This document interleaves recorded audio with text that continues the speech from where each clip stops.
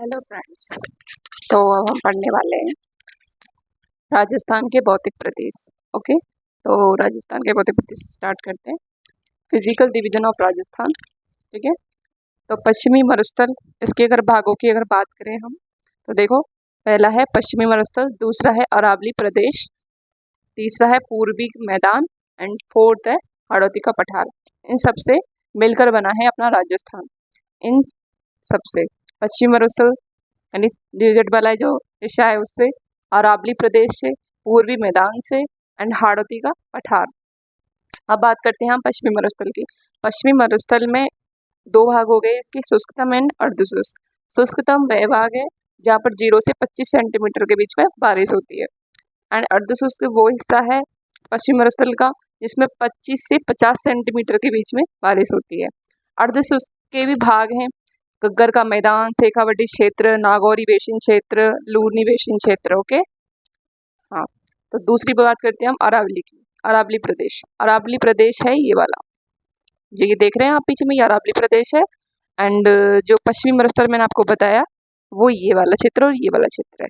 ये वाला वो क्षेत्र है फर्स्ट वाला जो शुष्क क्षेत्र है, यहाँ पर 0 से 25 सेंटीमीटर के बीच में बारिश होती है, मतलब बहुत कम बारिश हो रही है, न्यूनतम बारिश हो रही है यहाँ पर इस क्षेत्र पे, शुष्क क्षेत्र जिसको बोल रहे हैं। एंड पश्चिमी मरुस्थल का ही दूसरा भाग है अर्धशुष्क क्षेत्र। तो इसमें ये वाला क्षेत्र आएगा गग्गर का मैदान, शेखावटी क्षेत्र, नागौरी उच्च भूमि। नागौरी उच्च भूमि वाले जो यहाँ पर ये जगह है, तो इधर ही क्या है, सांबर झील है। क्या है ये, सांबर झील है। और लूनी बेसिन क्षेत्र इसके अंतर्गत है, अर्धशुष्क क्षेत्र के अंतर्गत है। फिर हमने बात की अरावली प्रदेश की। अरावली प्रदेश में सेकेंड है अरावली प्रदेश। अरावली प्रदेश के अंतर्गत आते हैं उत्तरी अरावली, ओके, उत्तरी अरावली, मध्य अरावली एंड दक्षिणी अरावली। तो अरावली प्रदेश हो गए। पूर्वी मैदानों की अगर बात करें तो छप्पन का मैदान, छप्पन का मैदान, बनास मैदान एंड बाणगंगा मैदान। तो हमने पूर्वी मैदानों की ये बात की, तो पूर्वी मैदान देखो ये वाले हैं, ये वाले दिख रहे हैं आपको, बाणगंगा बेसिन, बनास बेसिन, छप्पन का मैदान। एंड हम बात करेंगे जो इसका लास्ट पार्ट है राजस्थान के भौतिक प्रदेशों में, वो है हाड़ौती पठार। हाड़ौती के पठार में भी दो भाग है, दक्कन का पठार एंड बिंदे का घाट क्षेत्र। तो ये दक्कन का पठार हो गया एंड बिंदे का घाट क्षेत्र ये हो गया। तो हाड़ौती के पठार में ही शामिल है ये। ठीक है, हाड़ौती का पठार में कौन कौन से हैं, ये दक्कन का पठार एंड बिंदे का घाट क्षेत्र। ओके, आया कुछ समझ में? तो एक बार दोबारा से फिर जो आपको अभी मैप दिख नहीं रहा था उसको पूरी तरह से दिखाएंगे नीचे तक। तो पश्चिमी मरुस्थल, सेकंड है अरावली प्रदेश, पूर्वी मैदान, हाड़ौती का पठार, चारों हो गए। हम बात करें पश्चिमी मरुस्थल की, तो पश्चिमी मरुस्थल के भी दो पार्ट है, शुष्कतम एंड अर्धशुष्क। 0 से 25 सेंटीमीटर के बीच में बारिश होती है, वो है शुष्कतम। अर्धशुष्क में 25 से 50 सेंटीमीटर के बीच में बारिश हो रही है, गग्गर का मैदान, शेखावटी क्षेत्र, नागौरी बेसिन क्षेत्र, लूनी बेसिन क्षेत्र। अरावली प्रदेश, अरावली प्रदेश में दक्षिणी अरावली, मध्य अरावली है ना, उत्तरी अरावली। पूर्व मैदानों की अगर बात करें, छप्पन मैदान, बनास मैदान और बाणगंगा मैदान। हाड़ौती की बात करें, दक्कन का पठार, बिंदे का घाट क्षेत्र। ओके, अब हम मैप पे, अब ये मैप देख लेते हैं, मैप आ जाते हैं।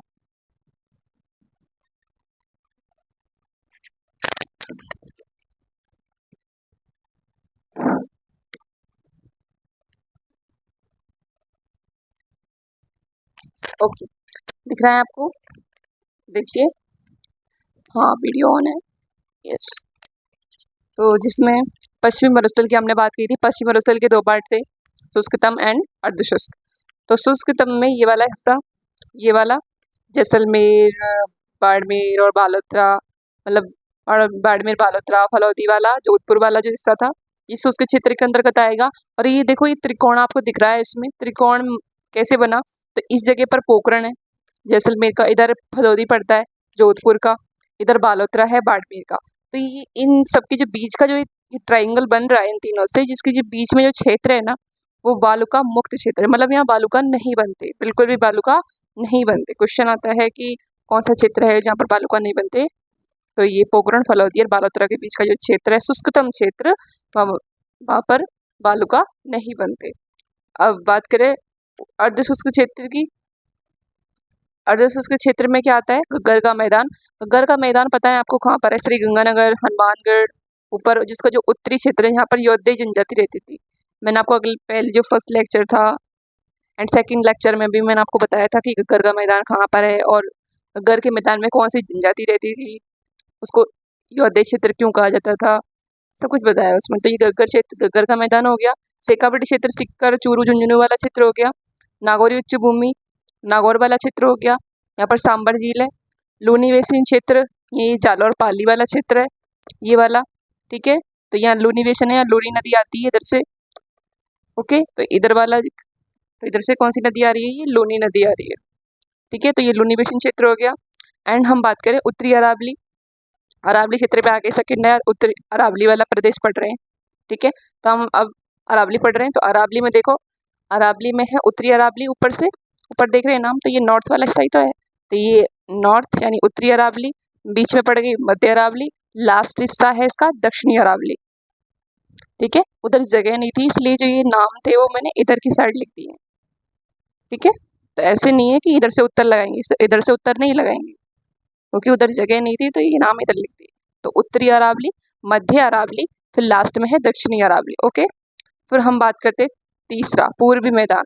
पूर्वी मैदान में देखो, पूर्वी मैदान में बाणगंगा बेसिन या बाणगंगा नदी बहती है, ठीक, प्रवाहित होती है। फिर उसके बाद में यहाँ पर है बनास बेसिन, बनास नदी का कैचमेंट एरिया इधर है, ये बाणगंगा नदी का कैचमेंट एरिया है, बाणगंगा का कैचमेंट एरिया है। बाणगंगा जैसे कि जयपुर बैराठ वाला जो क्षेत्र है ना। बनास बेसिन जो ये भीलवाड़ा चित्तौड़ अजमेर इन जगह पर आ गई है, हाँ, टोंक पाली वगैरह, है ना। छप्पन का मैदान डूंगरपुर प्रतापगढ़ बांसवाड़ा वाला छप्पन का मैदान आ गया। एंड बिंद का गढ़ क्षेत्र में यहाँ पर कौन कौन से हिस्से पड़ते, टोंक बूंदी कोटा वारा झालावाड़ जो पड़ता था वो यहाँ पड़ते थे।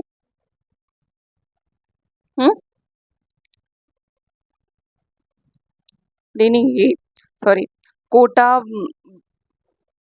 बूंदी, कोटा बूंदी बारा बारा झालावाड़ जो पड़ता था वो यहाँ पर पड़ता था। तो इसका जो थोड़ा सा एरिया है यहाँ पर बिंद का गढ़ क्षेत्र है, ओके।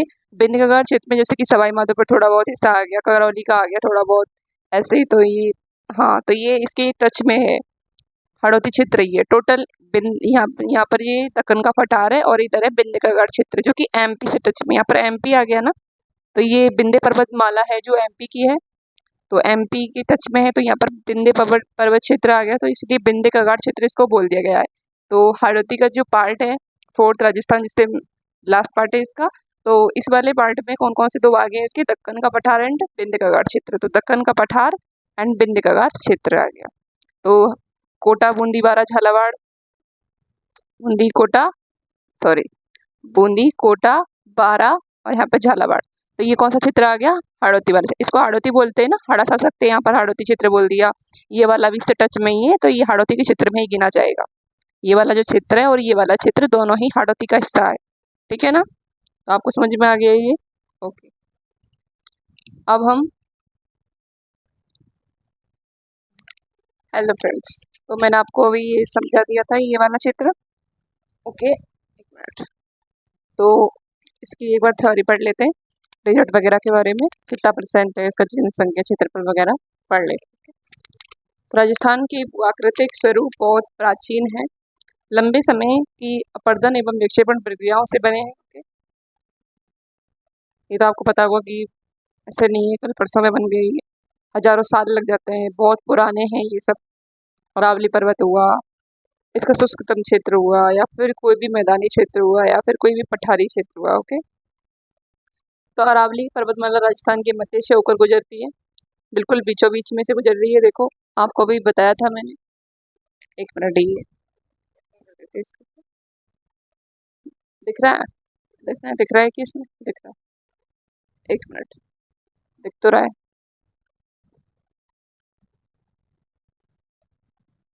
थोड़ा सा ये, तो उधर देखिए ये अरावली इसके बीचों बीच में से है, उत्तरी अरावली, मध्य अरावली, दक्षिणी अरावली, मैंने अभी बताया था जस्ट आपको भी।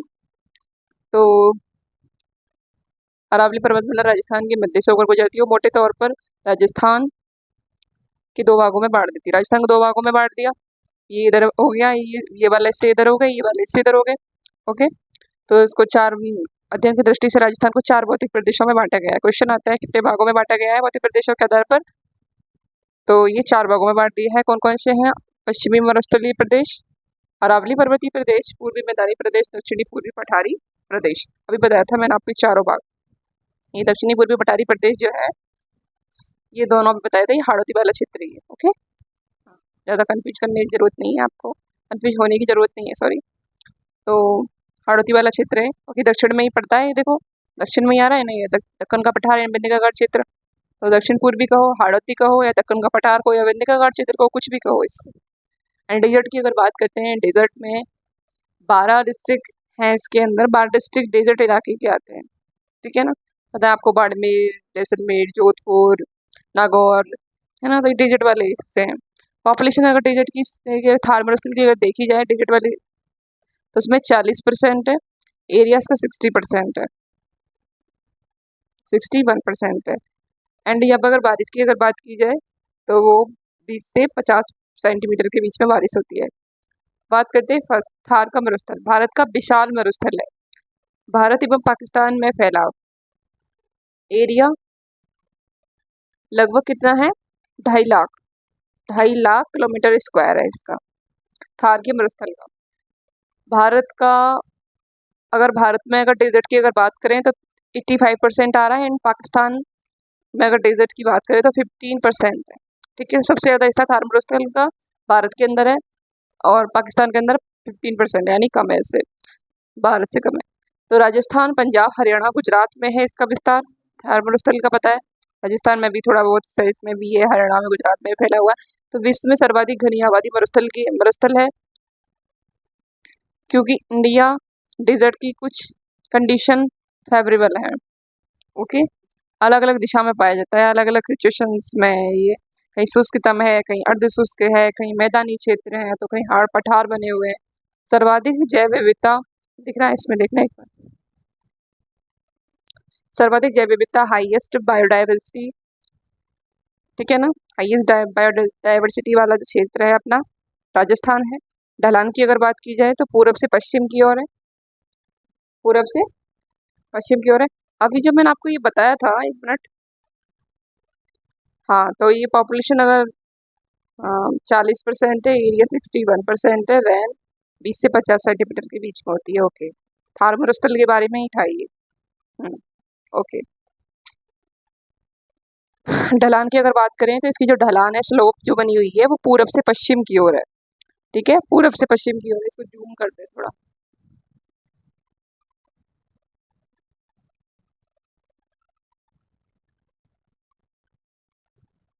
ठीक है,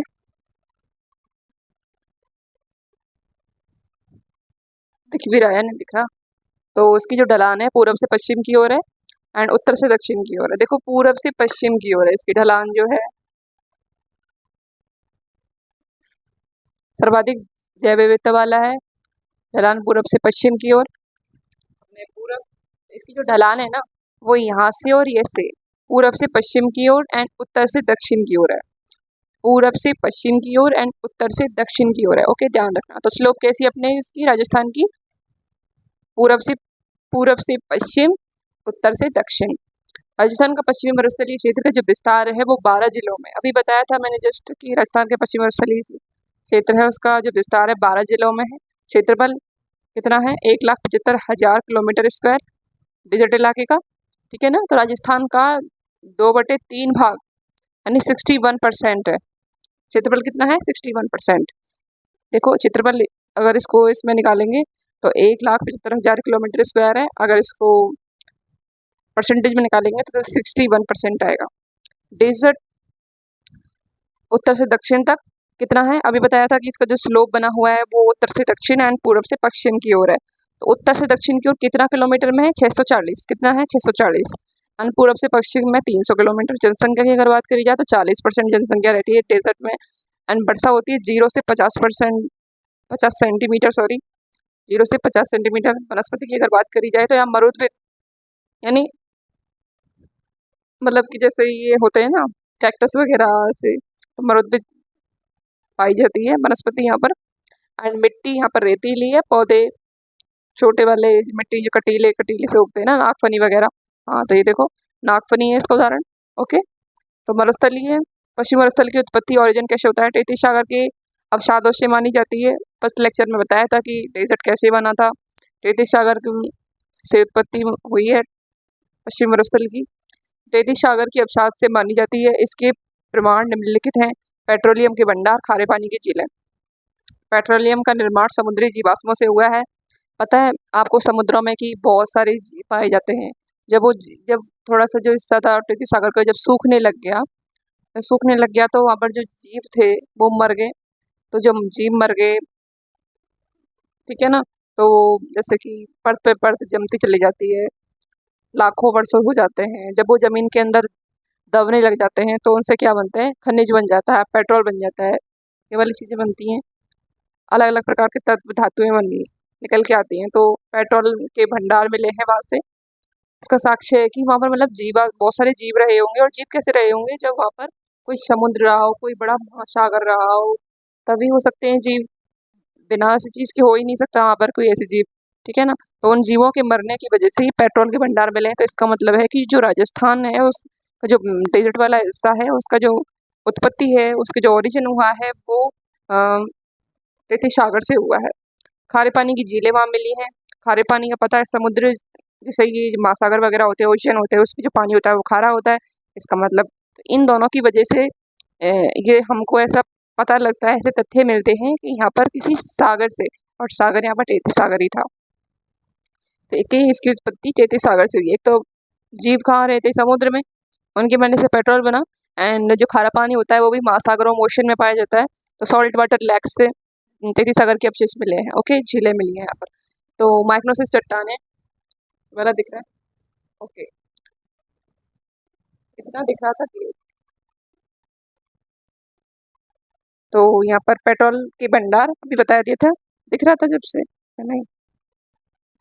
पेट्रोल का निर्माण समुद्री जीवाश्मों से हुआ है। खारे पानी, सॉल्ट वाटर लेक्स, टेथिस सागर के अवशेष मिले हैं।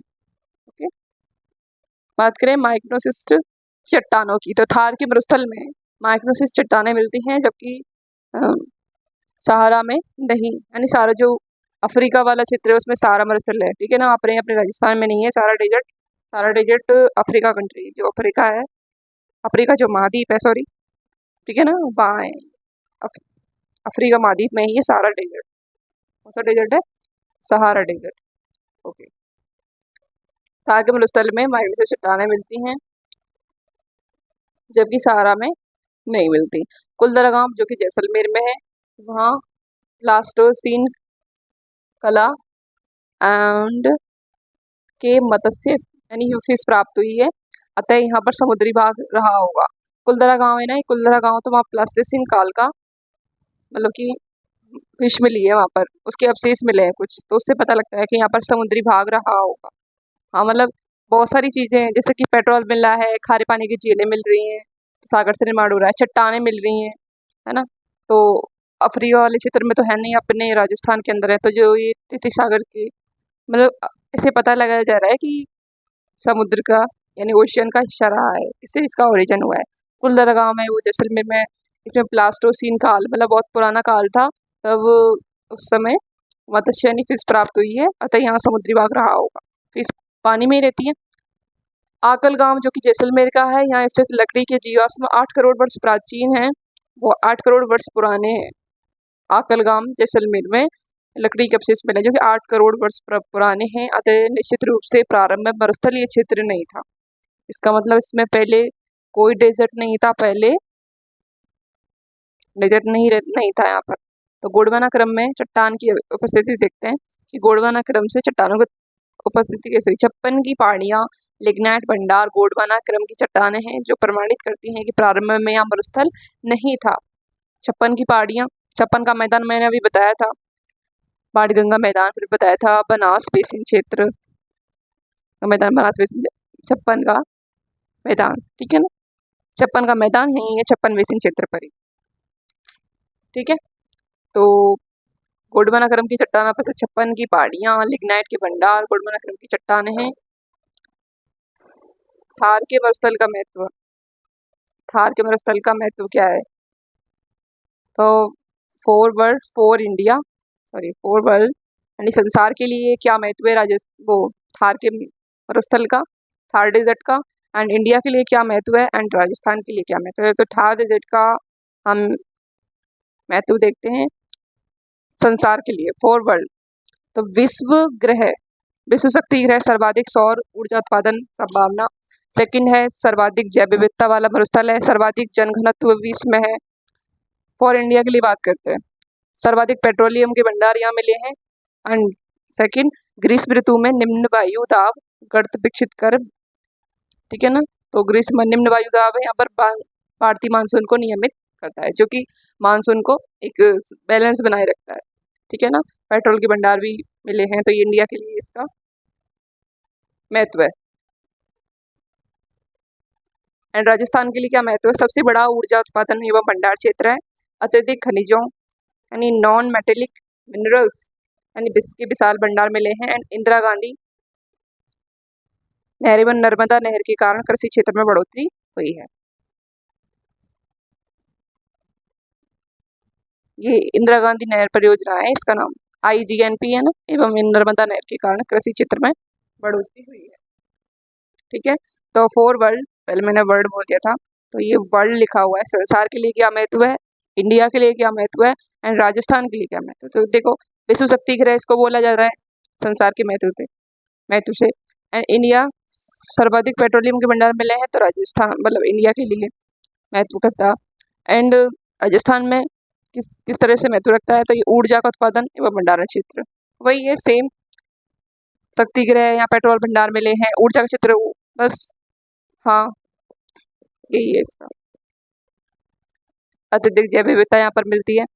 एंड इंडिया के लिए अगर बात की जाए तो मानसून बैलेंस होता है और निम्न वायु दाब है यहाँ पर, ठीक है ना। अत्यधिक नॉन मेटेलिक मिनरल्स मिले हैं, विशाल भंडार है इसके। हेलो फ्रेंड्स, तो अभी हमने राजस्थान के भाग पढ़ लिए थे कि कितने भागों में इसको बांटा गया है, भौतिक क्षेत्र जो पढ़े थे, ठीक है। तो हमने ये डेजर्ट वाला क्षेत्र पढ़ा था, फिर उसके बाद में हमने इसके दो पार्ट थे, डेजर्ट में शुष्कतम इन अर्ध शुष्क, यहाँ पर 0 से 25% के बीच में बारिश होती है, यहाँ पर 25 से 50 सेंटीमीटर के बीच में बारिश होती है। एंड ये अरावली वाला क्षेत्र है जिसने इसको राजस्थान को दो भागों में, अलग अलग भागों में बांट दिया है। एंड बात करते हैं मैदानी क्षेत्रों की, तो मैदानी क्षेत्रों में ये बाणगंगा बेसिन, बनास बेसिन, छप्पन का मैदान है, यहाँ पर माही नदी जाती है। ये चंबल, ये वाला ये जो हिस्सा देख रहे हो आप, ये वाला यहाँ पर चंबल बेसिन है। कौन सा बेसिन है, चंबल बेसिन है। एंड हम बात करें कि पांचवा भाग जो हमने पढ़ा था, वो ये हाड़ौती वाला क्षेत्र था, बिंदगढ़ क्षेत्र, दक्कन का पठारों के। तो हम ये शुष्क, ये जो सॉरी जो पश्चिमी मरुस्थल वाला क्षेत्र है, ये वाला इसको हम पढ़ लेते हैं, ठीक है ना, ये हमने पढ़ लिया। तो धार के मरुस्थल का जो विभाजन है दो भागों में किया गया, एक शुष्कतम मैंने अर्धशुष्क में बताया था, 0 से 25%, सॉरी 0 से 25 सेंटीमीटर जो बारिश होती है वो 0 से 25 सेंटीमीटर होती है। एंड अर्धशुष्क में बात अगर की जाए तो 25 से 50 सेंटीमीटर होती है। 25 सेंटीमीटर वर्षा के आधार पर मरुस्थल को दो भागों में बांटा गया, 0 से 25 सेंटीमीटर एंड 25 से 50 सेंटीमीटर, ठीक है। शुष्कतम मरुस्थल के दो भाग हो गए, बालुका स्तूप मुक्त क्षेत्र है, बालुका स्तूप युक्त क्षेत्र। जहाँ बालुका क्षेत्र, जहाँ बालुका नहीं पाए जाते वो हो गया मुक्त क्षेत्र, और जहाँ बालुका पाए जाते हैं वो हो गया युक्त क्षेत्र, ठीक है ना। तो बालुका स्तूप शुष्कतम में बालुका स्तूप मुक्त एंड बालुका स्तूप युक्त, अभी बताया था जब आपको पढ़ा रहे थे कि जब ये वाला ट्राइंगल था तो ये वाला क्षेत्र तो यहाँ पर बालुका बिल्कुल नहीं पाए जाएंगे, बस बीच वाले पोखरण, बालोतरा एंड फलौदी वाले दिख रहा है, पोखरण, बालोतरा, फलौदी वाले क्षेत्र में नहीं पाए जाएंगे क्योंकि यहाँ पर बालुका नहीं पाए। तो इसके अलावा जो बचा हुआ क्षेत्र है यहाँ पर तो पाए जाएंगे ना। तो शुष्कतम की भी दो भाग कर दिए, बालुका स्तूप मुक्त, बालुका स्तूप युक्त, ठीक है ना। इन वाली जगहों पर बालुका पाए जाते हैं और इस ट्राइंगल में नहीं पाए जाते, ठीक है। एंड अर्धशुष्क की बात करेंगे तो वो है अर्धगर्भ बेसिन, शेखावटी बेसिन, नागौर उच्च भूमि, लोनी बेसिन, अभी बताया था। शुष्क मरुस्थल जैसलमेर, उत्तरी पश्चिम बाड़मेर, जो पश्चिमी जोधपुर, दक्षिणी पश्चिम बीकानेर में विस्तारित है, ओके। बालोतरा, पोखरण, बालोतरा, फलौदी, तो पोखरण जैसलमेर में, बालोतरा बाड़मेर, फलौदी जोधपुर, इस वाले क्षेत्र में मुक्त क्षेत्र है, यहाँ पर बालुका नहीं पाए जाते, ये नहीं बनते। मरुस्थल का निर्माण सिनोजैक महाकल्प के टर्शियरी एवं प्लास्टोसीन युगों, मतलब युग था, इस युग का नाम है, जैसे कभी युग चल रहा है अपने युग का नाम रख देते, टाइमिंग का नाम रख देते, तो ये कम से कम 4000 मिलियन साल पहले बहुत साल पहले ये प्लास्टोसिन युग था जब ये इसका निर्माण होता है थर्ड डेजर्ट का। ओके, तो टर्सरी कह दो या प्लास्टोसिन युग, क्वेश्चन में आता है इसका कि की जो मरुस्थली का निर्माण हुआ था वो उसके युग का नाम क्या है, तो सिनोजैक महाकल्प के टर्सरी एवं प्लास्टोसिन युगों के मध्य हुआ है। तो सिनोजैक नवजीवी, टर्सरी हिमालय का निर्माण, क्वार्टरी एंड मैदानों का निर्माण हुआ। देखो सिनोजैक के भी 2 भाग हो गए, मैंने बोला ना सिनोजैक महाकल्प के दौरान हुआ है मरुस्थल का निर्माण, तो सिनोजैक के भी 2 भाग कर दिए हैं, टर्सरी एंड क्वार्टरी। टर्सरी के अंतर्गत हिमालयों का निर्माण हो गया, टर्सरी जो युग था, एंड क्वार्टरी जो चल रहा था उस टाइम पर प्लास्टोसीन यानी मैदानों का निर्माण हुआ, एंड होलोसीन। प्लास्टोसीन के अंतर्गत समझ में आ रहा है, सिनोजैक का भाग ये तो टाइमिंग था, ये नवजीवी जब बन रहे थे। तो टर्सरी एंड क्वार्टरी, टर्सरी में हिमालय निर्माण हुआ एंड क्वार्टरी में इसके भी 2 पार्ट कर दिए, प्लास्टोसीन के मैदानों का निर्माण हुआ एंड होलोसीन में रेगिस्तान का निर्माण हुआ। बालू का स्तूप इसमें दिख रहा भी है, दिख रहा।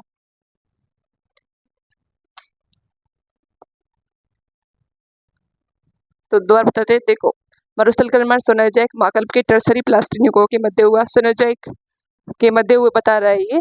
तो सिनोजैक के भी 2 पार्ट हो गए, टर्सरी एंड क्वार्टरी। तो टर्सरी में हिमालय का निर्माण होता है, क्वार्टरी जब चल रहा था तो उसके भी 2 पार्ट हो गए, प्लास्टोसीन टाइम एंड होलोसीन टाइम। तो प्लास्टोसीन जब टाइम चल रहा था तो मैदानों का निर्माण होने लगा, होलोसीन चल रहा था जब रेगिस्तानों का निर्माण हुआ। बालू का स्तूप युक्त क्षेत्रों की अब बात करते हैं, बालू का स्तूप युक्त क्षेत्र दिख रहा है।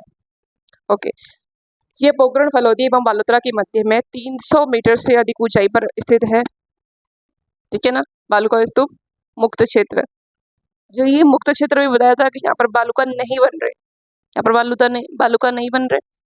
तो ये पोखरण फलोदी बालोतरा, तो ये हम्मादा, इस जो बीच वाला भाग था यहाँ पर बालूका नहीं बन रहे, उसको बोलते हैं हम्मादा चट्टानी मरुस्थलीय भाग, ठीक है।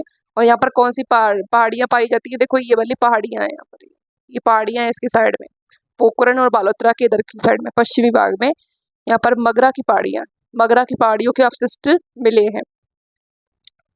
हम्मादा पोखरण फलोदी एवं बालोतरा के मध्य स्थित एक चट्टानी त्रिभुजाकार मरुस्थल है, हाँ, विदाउट सैंड ड्यून्स, यानी यहाँ पर कोई भी बालूका नहीं बनते। एंड कंकड़ पत्थर वाला क्षेत्र हम्मादा, कंकड़ पत्थर पाए जाते हैं यहाँ पर, इस जो ये वाला क्षेत्र है ना, या कंकड़ पत्थर, देखो जब कंकड़ पत्थर होंगे वहाँ बालूका जो है बनेंगे, यानी बालूका जो होता है रेत से बनता है, किससे बनता है, रेत से बनता है। जहाँ पर मिट्टी कंकड़ों का ढेर होगा वहाँ बालूका कैसे बन जाएगा, तो ये मिट्टी कंकड़ वाला क्षेत्र है, इसको हम्मादा बोलते हैं। हम्मादा के इधर की साइड पश्चिमी क्षेत्र में पोखरण और बालोतरा वाले इधर की साइड में हम्मादा के मगरा के अवशिष्ट मिले, मगरा पहाड़ियों के, ठीक है ना। हम्मादा ये बीच वाला हिस्सा हो गया। एंड अब बात करते हैं रेग की। हम्मादा के चारों ओर उपस्थित पथरीला कंकड़नुमा मिश्रित मरुस्थल हम्मादा है, हम्मादा की चारों ओर जो पथरीला कंकड़नुमा मिश्रित क्षेत्र है, इसके चारों ओर कंकड़नुमा जो क्षेत्र है उसको बोलते हैं रेग, क्या बोलते हैं, रेग। हम्मादा के चारों ओर पथरीला कंकड़नुमा मिश्रित मरुस्थलीय क्षेत्र, मतलब थोड़ी मिट्टी भी है एंड कंकड़नुमा क्षेत्र भी है, तो उसको बोलते हैं रेग, ठीक है ना।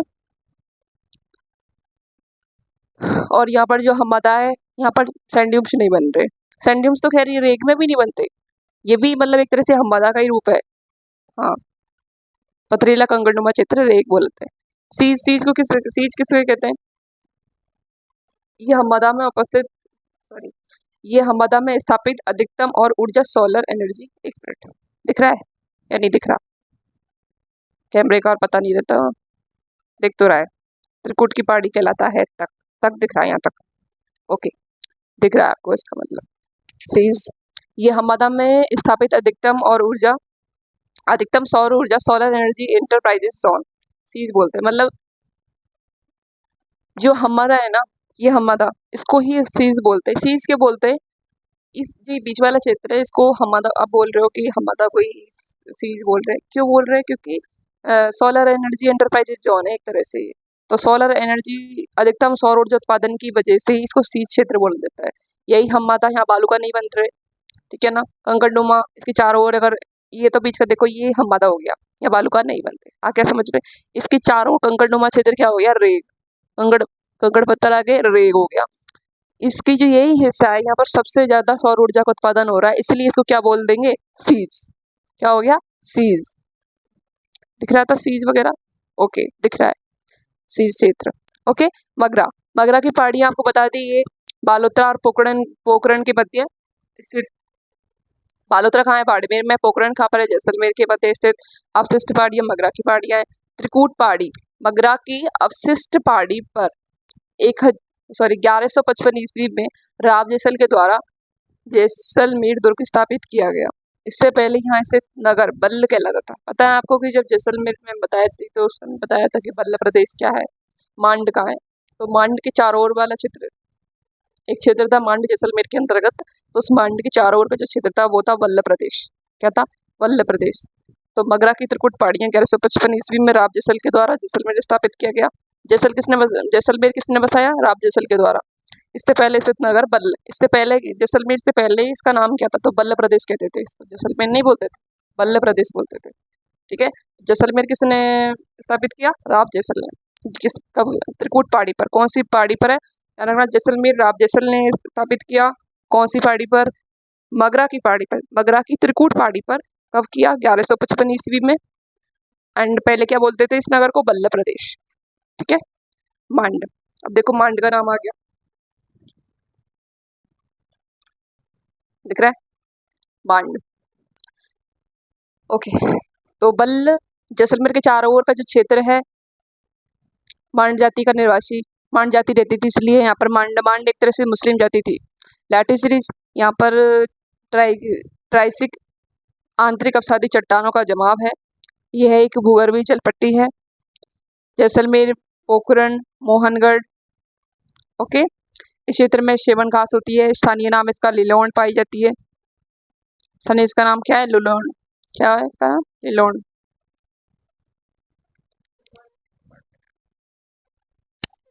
तो देखते हैं, मांड बल्ल प्रदेश पर बता दिया था अभी, जैसलमेर के चारों ओर, ठीक है ना, चारों ओर का क्षेत्र था। मांड जाति रहती थी इसलिए इसको मांड बोला गया। लाठी सीरीज, यहाँ पर ट्राइसिक आंतरिक अवसादी चट्टाने का जमाव है, चट्टानों का जमाव है, इसलिए इसको लाठी सीरीज बोलते हैं। ये एक भूगर्भिक जलपट्टी है, ध्यान रखना यहाँ पर एक, और यहाँ पर पानी, मतलब कोई भी जलपट्टी नाम रख दिया है इस जगह का। यहाँ पर ट्राइसिक आंतरिक अवसादी चट्टाने हैं। एंड इसको लाठी जो सीरीज है, यहाँ पर लाठी सीरीज पाई जाती है। एंड ये भूगर्भिक जलपट्टी है, ओके, जो कि जैसलमेर पोखरण में है। इस क्षेत्र में शेवन घास का नाम पता है आपको, जैसलमेर में है। शेवन घास का अगर स्थानीय नाम की अगर बात करें तो क्या है, लिलोन है। क्या है, लिलोन। शेवन घास का वानस्पतिक अगर नाम पूछे, वानस्पतिक नाम का मतलब है एक वैज्ञानिक नाम बात बोल सकते हैं आप, तो क्या नाम है इसका, लसीयूरिस सिडिकोस। क्या है, लसीयूरिस सिडिकोस। नखलिस्तान ओएसिस, लाठी सीरीज क्षेत्र में भूमिगत जल भंडारण के कारण, मतलब कि भूमिगत जल सीरीज कह दो, पट्टी कह दो, मतलब जो जमीन के अंदर जो पानी भर जाता है, पानी होता है, तो उसको एक भूमिगत जल पट्टी का नाम दे दिया गया। अभी बोला था ना यहाँ पर कि ट्राइसिक, सॉरी, एक भूगर्भीय जल पट्टी है यहाँ पर। भूगर्भ जल पट्टी मतलब उस जगह पर पानी है। क्या है, पानी है। तो पानी है तो वहाँ पर घास पाई जाती है, पानी है तो घास पाई जाएगी ना, घास फूस उग जाती है, तो उस घास को शेवन घास कहते हैं। उसका स्थानीय नाम लिलोन है। घास कौन सी है, शेवन घास। नाम क्या है, लिलोन, स्थानीय नाम है इसका लिलोन। एंड वानस्पतिक नाम की अगर बात करें तो लिसियूरिस सिडिकोस है। ठीक है ना, वानस्पतिक नाम लिसियूरिस सिडिकोस है शेवन घास का। एंड बात करें स्थानीय नाम की तो लिलोन। आगे समझ में, भंडारण के कारण, लाठी सीरीज जो है क्षेत्र में भूमिगत जलपट्टी, इसके भंडारण के कारण विकसित जो वनस्पति हुई है उसका जो आवरण है उसको नखलिस्तान, मतलब कि जो वहाँ पर चारों तरफ मतलब कि एक भूमिगत जलपट्टी बनी हुई है, तो उसकी वजह से वहाँ क्या चारों तरफ घास वगैरह उग जाती है, तो उस घास को सेवन घास कहते हैं। और उसके भंडारण के कारण, अत्यधिक भंडारण के कारण क्या हो गया है, उस स्थान को क्या कहते हैं, नखलिस्तान ओएसिस कहते हैं। क्या बोलते हैं उस स्थान को, नखल, यहाँ पर सेवन घास का भंडारण है। लाठी सीरीज पाई जा रही है वहाँ पर, लाठी सीरीज के सेवन घास पाई जा रही है वहाँ पे, तो वो स्थान कौन सा हो गया, नखलिस्तान। ओके, अब बात करते हैं बालुका स्तूप युक्त प्रदेश। युक्त यानी यहाँ पर बालुका पाए जाते हैं। वह क्षेत्र जहाँ पर विभिन्न प्रकार के सैंड्यून्स पाए जाते हैं, बहुत मात्रा में मिलते हैं। बालुका स्तूप के विभिन्न प्रकार, विभिन्न प्रकार में अनुदैर्ध्य वाले स्तूप हो सकते हैं, अनुप्रस्थ वाले स्तूप हो सकते हैं एंड पैराबोलिक हो सकते हैं, सब्रकाफिज हो सकते हैं, स्टीप, अग्र, बरखान प्रकार के। अब आपको हम बालू का बना के दिखाते हैं। ओके, हेलो फ्रेंड्स, तो हम पढ़ते हैं बालू का स्तूप के प्रकार। ठीक है, इससे पहले हमने क्या पढ़ा था कि जो बालू का मुक्त क्षेत्र या बालू का नहीं पाए जाते वो हमने पढ़ लिया था। अभी क्या पढ़ रहे हैं हम? बालू का स्तूप के विभिन्न प्रकार। तो अनुदैर्ध्य, तो इसके प्रकारों में देखो, पहला अनुदैर्ध्य या रेखीय बालू का स्तूप, दूसरा अनुप्रस्थ बालू का स्तूप, तीसरा बरखान, चौथा सीप, पांचवा सब्रकाफिज स्कर्पकाफिज, छठा है पैराबोलिक, 7 है तारानुमा, स्टार आकृति हो गई इसकी। फिर उसके बाद में दरियन 8वां, फिर 9वां है कारवागासी। ठीक है, दिख रहा है कि ये सब कुछ दिख रहा है? ठीक है, देखो अनुदैर्ध्य बालू का स्तूप, अनुदैर्ध्य बालू का स्तूप कैसे बनते हैं? ये हवा की जो हवा की दिशा है, सॉरी, हवा की दिशा से सीधी जा रही है, हवा की दिशा के समांतर, हवा की दिशा के समानांतर एंड जब हवा, इस पवन की जो हवा की जो गति है वो मंद पड़ जाती है ना, धीमी धीमी, तो ये बालू का स्तूप ऐसे, तो ये हवा के साथ में ही यहाँ रुक रही थी, जो मिट्टी थी हवा के साथ ही उड़ उड़ के आ रही थी। ठीक है, क्योंकि वहाँ बहुत सारी रेत मिट्टी पाई जाती है, तो हवा के साथ ही ऐसे ऐसे आ रही थी हवा, तो वो धीमी पड़ने लग गई, तो वो ऐसे ऐसे बनने लग गई। ठीक है, इसके ही समानांतर एंड ये ऐसे इकट्ठा हो गई। ठीक है, पवन की समांतर, पवन की गति धीमी पड़ने के बाद कैसी आकृति बन जाती है? ये अनुदैर्ध्य बालू का स्तूप बन गया। ठीक है, ये जो बालू का स्तूप है ऐसे, ठीक है, बन गए। ये सबसे ज्यादा कहाँ पाए जाते हैं? ये जैसलमेर में, बीकानेर में, सूरतगढ़, गंगानगर में। सूरतगढ़ कहाँ पर है? गंगानगर में। ठीक है, ये दिख रहा है ना इधर से, कहाँ कहाँ पाए जाते हैं? जैसलमेर, बीकानेर, सूरतगढ़ एंड गंगानगर। सूरतगढ़ जो है गंगानगर में है। अनुप्रस्थ बालू का स्तूप, अनुप्रस्थ बालू का स्तूप में देखो, जैसे कि कोई भी, जैसे यहाँ पे कोई चीज आ गई, कोई भी झाड़ी आ गई या फिर कुछ भी आ गया, जैसे ये हवा की दिशा इधर है, ऐसी आवाज आ रही है इधर से यूं, तो ये जैसे ये पहले अनुदैर्ध्य ही बन जाता, लेकिन इस समकोण यानी जैसे ये बीच में जो अवरोध आ गया इसकी वजह से ये अनुप्रस्थ हो गया। ठीक है, अनुप्रस्थ हो गया, तो ये ऐसे जमने लग गए, उसके ऊपर से जमने लग गया, तो इसको क्या बोलेंगे? अनुप्रस्थ बालू का स्तूप। तो ये अनुप्रस्थ बालू का स्तूप पाए कहाँ जाते हैं? बाड़मेर में और जोधपुर में। कहाँ पाए जाते हैं? बाड़मेर में और जोधपुर में। बरखान की बात करेंगे, बरखान जो है अर्धचंद्राकार आकृति होती है। अर्धचंद्राकार जो बालू का स्तूप बनता है उसे बरखान बोला जाता है, तुर्की भाषा में इसको बरखान कहते हैं। तो जो ये हवा की दिशा है, ऐसे ही हवा की दिशा में ये ऐसे धीमे धीमे स्लो डाउन स्लो स्लो बन के इकट्ठे हो जाता है यहाँ पर।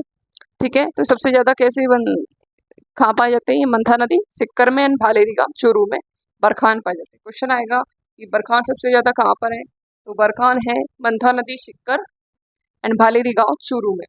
सीप की हम बात करते हैं, देखो ये बरखान का ही एक रूप है। जब बरखान, जैसे हमने बरखान, ये बरखान हो गया, जब हवा इसमें से, हवा की दिशा ऐसे पहले भी थी, पर पहले क्या थी? मंद थी, पहले मंद हवा थी, तो अब ये क्या हो, हवा की दिशा के साथ साथ जब इसको ऐसे खींच दिया गया, इसको और खींच दिया, ठीक है, तो ये ऐसे हो जाएगा थोड़ा सा ऐसे, ये मतलब ये पहले ज्यादा नहीं था, इतना था, ये इतना था, ये बरखान था ये वाला, मैंने आपको बताया। तो इसको जब हवा जाएगी ना, तो इसकी जो डिजाइन है ना वो यहाँ पर ऐसे ही है, अर्धचंद्राकार से हो जाएगी, मतलब ज्यादा ही खिंचा हुआ सा हो जाएगा, ये खिंच जाएगा यहाँ से हवा की वजह से।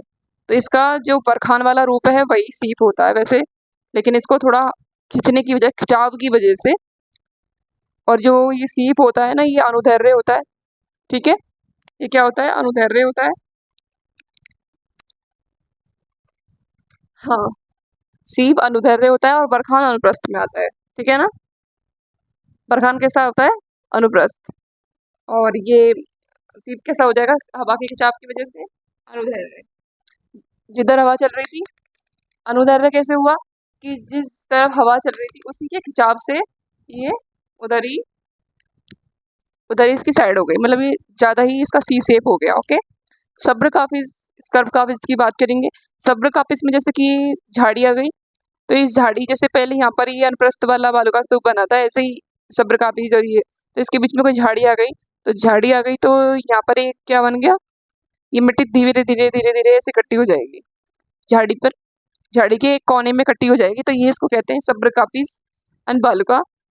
पता है आपको जो अनुप्रस्थ बालू का स्तूप है, आप बोलोगे सब्र काफिज अलग से नाम रख दिया, उसका अनुप्रस्थ रख दिया, ठीक है। यहाँ पर झाड़ी वगैरह इतनी, हाँ कोई भी अवरोध हो सकता है यहाँ पर, जो चट्टान वगैरह हो सकती है यहाँ पर, कुछ भी हो सकता है, तो उसके अवरोध के कारण ये बनी है। ये बाड़मेर में और जोधपुर में है। सब्र काफी जो है, कोई झाड़ी आ गई बीच में, अवरोध आ गया, इसकी वजह से मिट्टी इसके कोने में इकट्ठी हो गई, तो ये सब्र काफी स्कर काफी इसको बोलने लगे। पैराबोलिक, पैराबोलिक में क्या है कि ये झाड़ी है, इसके नीचे ये चारों तरफ ये रेत जमा हो गई, ये बालू का जमा हो गई है, ठीक है, तो ये पैराबोलिक, पैराबोलिक बालू का स्तूप हो गया, ठीक है, इसको पैराबोलिक बालू का स्तूप कहते हैं। एंड तारानुमा एक झाड़ी है, झाड़ी के ऐसे ऐसे ऐसे, मतलब इसके चारों तरफ ऐसे इसको घेर लेती है ऊपर से नीचे तक, तो ये स्टार की सी आकृति बनकर तैयार होती है इसकी, और ये पैराबोलिक बालू का स्तूप से ही निर्मित हुआ है। देखो पैराबोलिक में क्या था कि नीचे नीचे जम रहा था, अब क्या हुआ तारानुमा में क्या हो गया, ये ऊपर तक पहुंच गया, ठीक है, तो ये स्टार जैसी आकृति उत्पन्न हुई है, पैराबोलिक से विकसित हुआ है, तारानुमा बालू का स्तूप है ये। अग्र, अग्र क्या होता है पता है आपको? अगर देखे नहीं आपने रेगिस्तान में, आप देखना उसकी सर्च करना गूगल पे जाके, तो उसमें एक जैसे कि कोई भी थार डेजर्ट, कोई भी देख लो आप, कोई भी डेजर्ट वाला, तो उसमें सर्च करना दरियन, वो सॉरी अर्ग, दरियन अलग होते हैं, दरियन अलग होते हैं, ये अर्ग है, ध्यान रखना, ये धारी धारी कहीं ऐसे करके आप दरियन कर दो, ये दरियन नहीं है, ये अर्ग है। ये क्या है? अर्ग है। सर्च करना आप अर्ग क्या होता है, तो आपको समझ में आएगा कि जो मिट्टी में वो लाइनिंग सी बन जाती है ना, ऐसे सर्पीला कार सी जो आकृति होती है सांप की सी, हाँ, तो वो अर्ग, अर्ग कहलाता है। क्या कहलाता है? वो अर्ग कहलाता है। वनस्पति रहित क्षेत्र है ये, यहाँ कोई भी वनस्पति नहीं पाई जाती, जो मिट्टी है हवा के कारण सांप की सी आकृति बन जाती है यहाँ पर इस रेत की, तो इसको बोलते हैं अर्ग। दरियन क्या होते हैं? दरियन जैसे कि बालू का स्तूप है, देखो यहाँ पर एक बालू का स्तूप था, ठीक है, ये बालू का स्तूप था, ये बालू का स्तूप हवा के कारण यहाँ से मिट्टी गई, जाने लगी इधर, तो ये बालू का स्तूप यहाँ से अपनी जगह को छोड़ गया, ये खाली कर दिया इसने ये जगह, अभी इस जगह से इस जगह पर आ गया, तो ये पहले यहाँ पर था बालू का स्तूप, अभी ये यहाँ पे आके बन गया। तो ये कहाँ पाए जाते हैं? जैसलमेर में, जो ट्रांसफर होते रहते हैं ना जो बालू का स्तूप, उसको बोलते हैं दरियन। जैसे जैसलमेर जिले में भ्रमणशील बालू का स्तूप, भ्रमणशील जो बालू का स्तूप है, जैसे यहाँ पे था, फिर उसके बाद ये धीरे धीरे यहाँ बनने लग गया, तो अपनी जगह को खाली करके चला गया, तो भ्रमणशील बालू का स्तूप को ही दरियन बोलते हैं, और ये जैसलमेर में पाए जाते हैं, ठीक है। एंड बात करें टीले क्या होते हैं और कारवागासी क्या होता है, तो देखो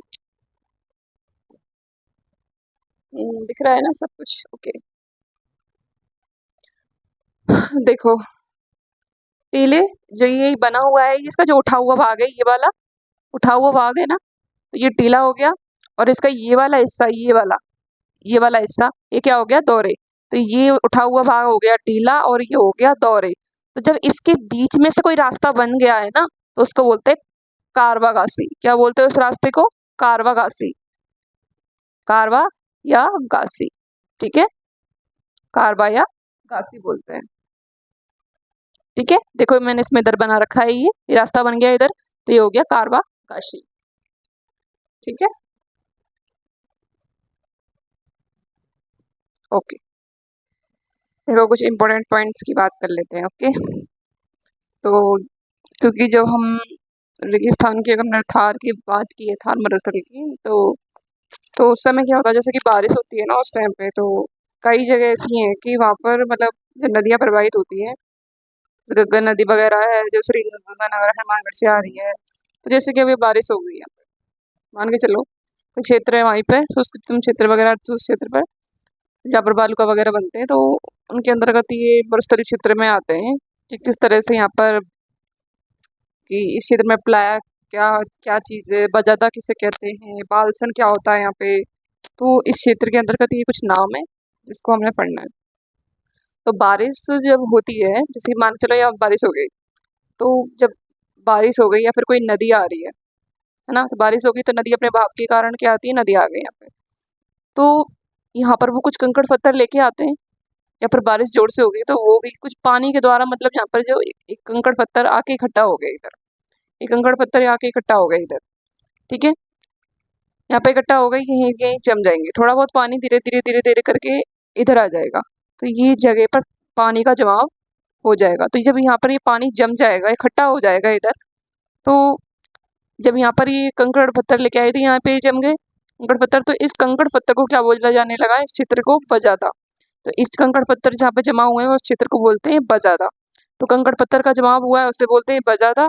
और जहाँ पर ये धीरे धीरे पानी अगर यहाँ पर इकट्ठा हो गया, कंकड़ पत्थर तो वहीं रुक गए, अपने यहाँ पानी इकट्ठा हो गया, तो इस क्षेत्र को बोलते हैं प्लाया। क्या बोलते हैं, प्लाया। तो वर्षा ऋतु में निर्मित अस्थायी झील, मतलब कि ये वर्षा ऋतु के ही अंतर्गत बनती है ये झीलें, अस्थायी झील होती है। वर्षा ऋतु खत्म हो जाएगी, ऑटोमेटिक ये झीलें ऑटोमेटिक खत्म होने लग जाएंगी। तो ये वर्षा ऋतु के ही समय पर ये झीलें बनती हैं और उसके बाद में ये ऑटोमेटिक खत्म हो जाती हैं। इसको क्या बोलते हैं, प्लाया बोलते हैं। और ये सर्वाधिक कहाँ पाई जाती है, मरुस्थल वाले क्षेत्रों में पाई जाती है। अब पता है आपको, हम मरुस्थल ही पढ़ रहे हैं, ठीक है ना। डेजर्ट पे ही चल रहे हैं, हम अभी डेजर्ट की बात कर रहे हैं। तो सबसे ज़्यादा मरुस्थल में ही ये प्लाया पाया जाता है। और जब ये प्लाया सूख जाता है, मतलब जैसे मान चलिए प्लाया सूख गया, मैंने अभी बताया था कि कुछ अस्थायी झीलें बारिश के बाद में ऑटोमेटिक ये खत्म हो जाएंगी। तो जब ये सूख जाएगा ना यहाँ से ये पानी, तो उस क्षेत्र को क्या बोलते हैं, बालसन। वह पानी सूख जाएगा, जब प्लाया सूख जाएगा ये प्लाया, तो उस क्षेत्र को क्या कहते हैं, बालसन। क्योंकि ये प्लाया सूख जाएगा तो यहाँ पर कुछ मैदान जैसा कुछ क्षेत्र बन जाएगा या पानी सूख करके, तो प्लाया के सूखने पर विकसित जो मैदान है उसे बालसन कहा जाता है। क्या कहते हैं, बालसन। लेकिन आपने खड़ीन वगैरह पढ़े होंगे, खड़ीन और ये एक तरह से बांध होता है, जैसे मतलब कि जैसे कि ये डेजर्ट वाले इलाके में लोग पानी को इकट्ठा करने के लिए, जैसे बरसात वगैरह हुई तो कुछ मतलब कि जैसे कि खड़ीन, जैसे कि कह सकते हैं आप बांध जैसा कुछ पानी इकट्ठा करने के लिए जो भी ये बनाते हैं ना कृत्रिम रूप से, हाँ, टाँके वगैरह बनाते हैं, तो वो एक खड़ीन है, उसको खड़ीन बोलते हैं वहाँ पर, ठीक है ना। ओके। तो ये कृत्रिम रूप से बनता है, और ये किस कैसे बनता है, ये नेचुरल बनता है, ये नेचुरल बनता है, वो बनाया जाता है पानी को इकट्ठा करने के, पानी को रिजर्व करने के लिए बनाया जाता है बाकी लोगों के द्वारा। ओके।